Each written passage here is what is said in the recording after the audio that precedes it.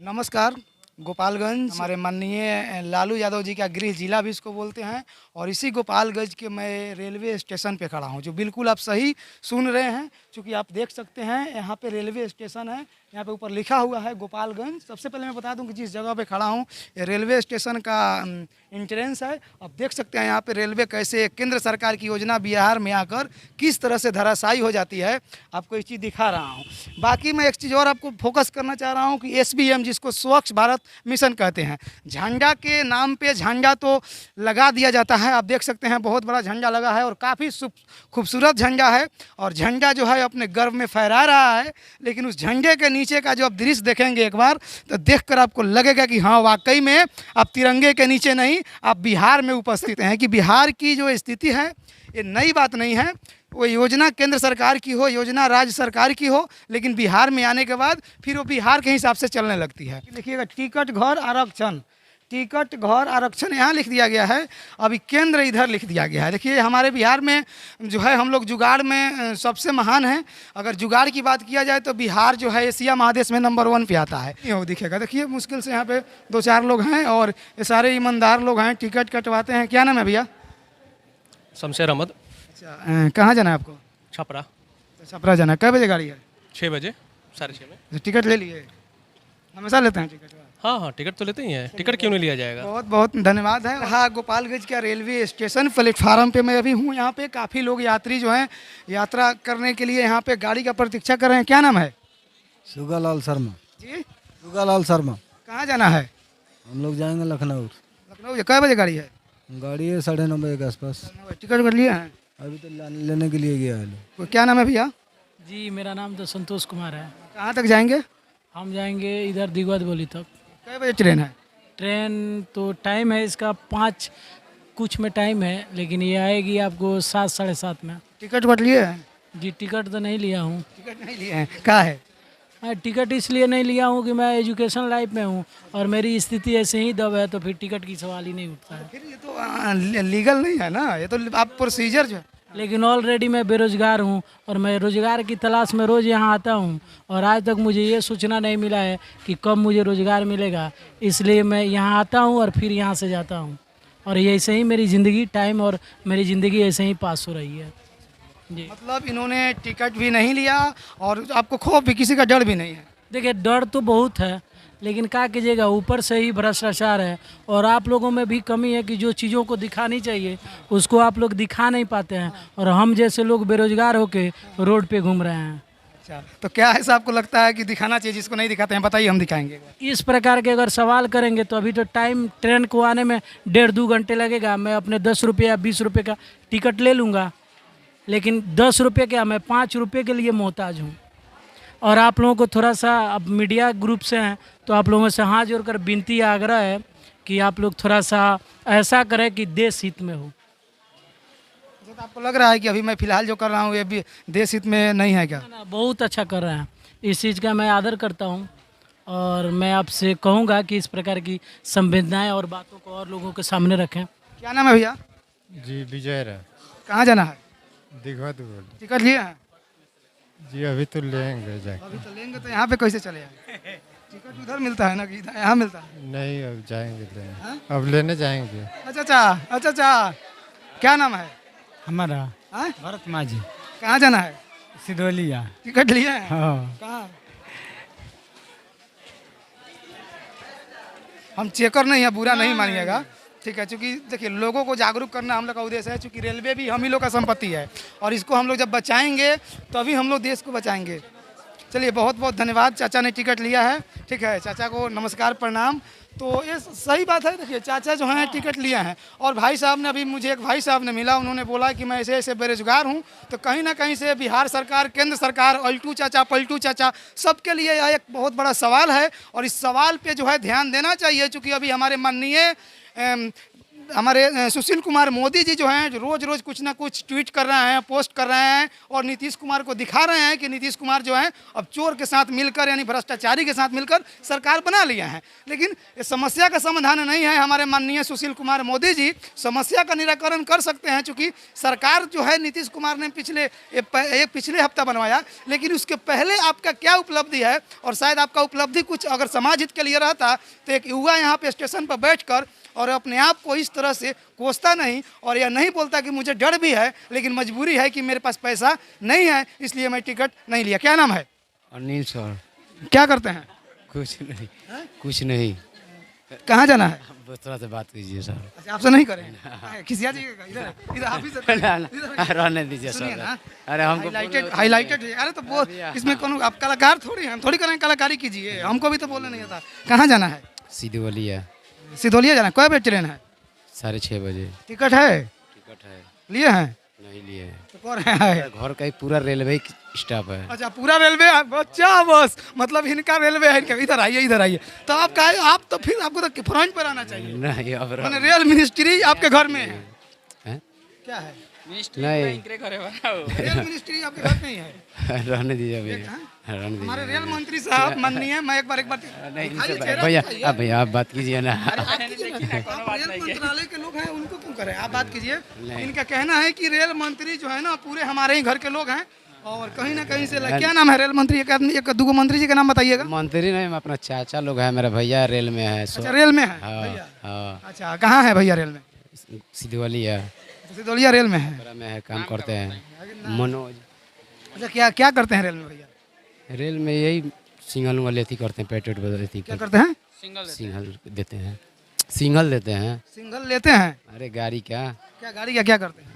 अब अभी इतना पूछिएगा तो हम नहीं बताएंगे। भैया क्या नाम है? अरे सर बोलिए ना। अरे सुनिए, क्या नाम है? क्या नाम है? चंदन वंदन लगाए हैं। संतलाल शर्मा। किसका पूजा करते हैं?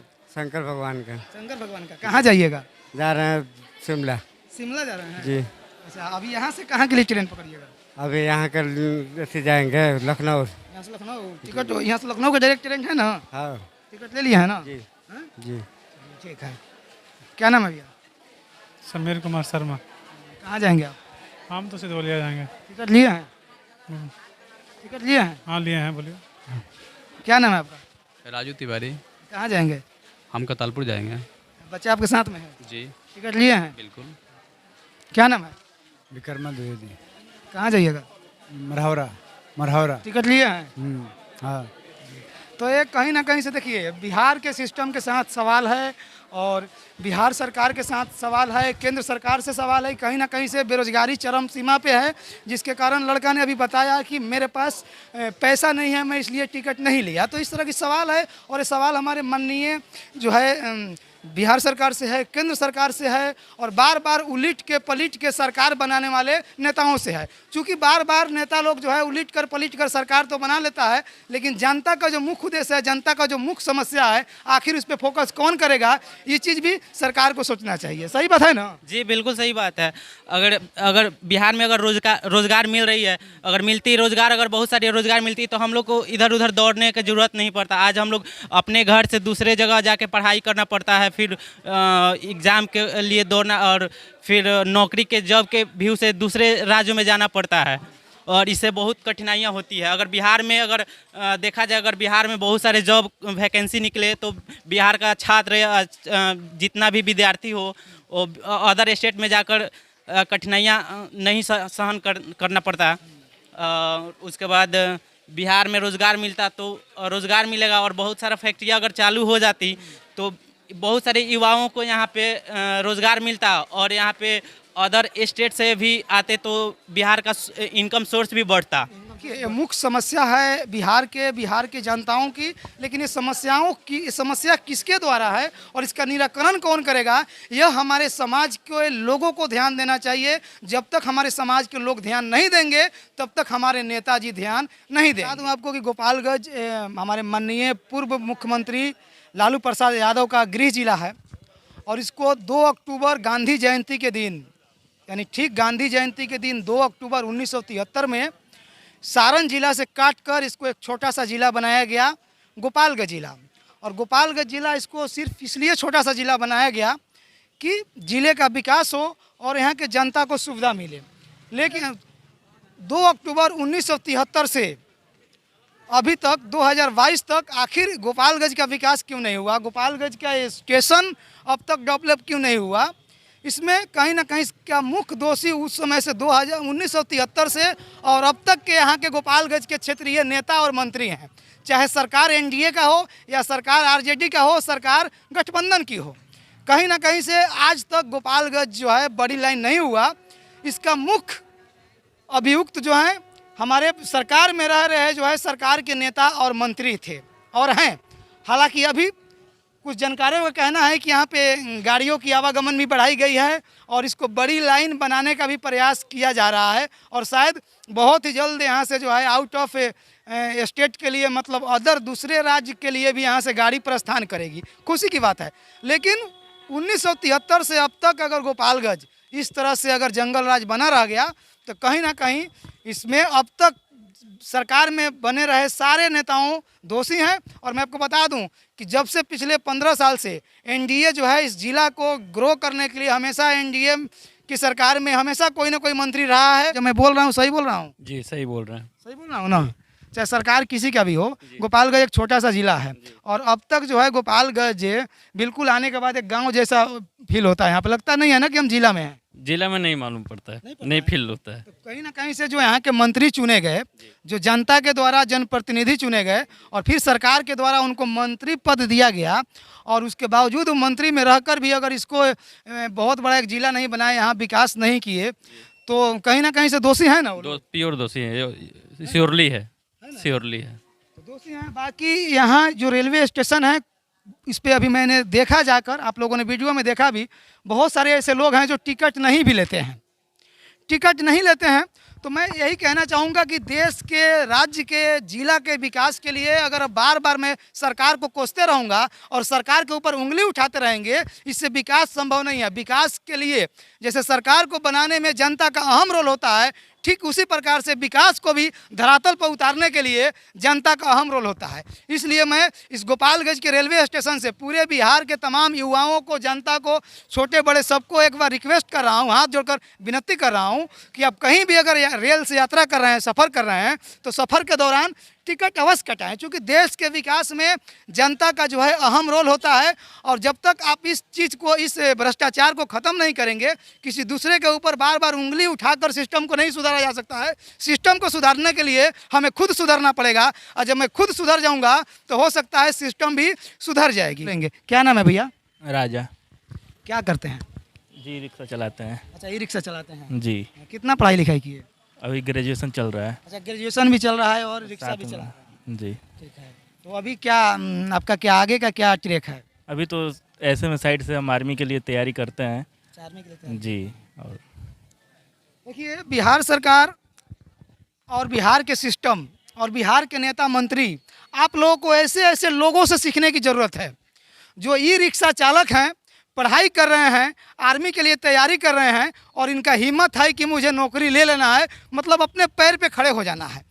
तो खैर, एक आर्मी की तैयारी करने वाले, ई रिक्शा चलाने वाले अगर इतना समझदार होते हैं तो हमारे बिहार के जनप्रतिनिधि, जनता के तमाम इनके जैसे जैसे हमारे जैसे जैसे लोगों के द्वारा चुने गए मंत्री और नेताजी के दिमाग में इस तरह की सद्बुद्धि क्यों नहीं आती है? सही बात पूछ रहा हूँ ना मैं? सही है सर, सही है, सही है एकदम, बात तो सही आप है। बताइए, आपने मेरा दिल प्रफुल्लित कर दिया।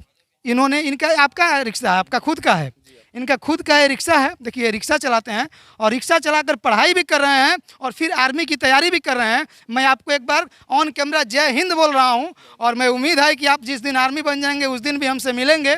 लेकिन ऐसे ऐसे युवाओं को ज़रूरत है हमारे देश को, और ऐसे ऐसे युवाओं को आगे बढ़ाने की ज़रूरत है हम सबको, बिहार के तमाम युवाओं और तमाम सोशल वर्करों से, कि कहीं भी किसी भी तरह की कोई भ्रष्टाचार हो, अगर कोई भी तरह की, अगर सरकार का हो या गैर सरकारी संस्थान की भ्रष्टाचार हो, अगर आपको लग रहा है कि भ्रष्टाचार हो रहा है तो उसका खुलकर विरोध करें। जब तक विरोध नहीं करेंगे और खुद अपने आप में बदलाव नहीं लाएंगे, ये सिस्टम सुधरने वाला नहीं है।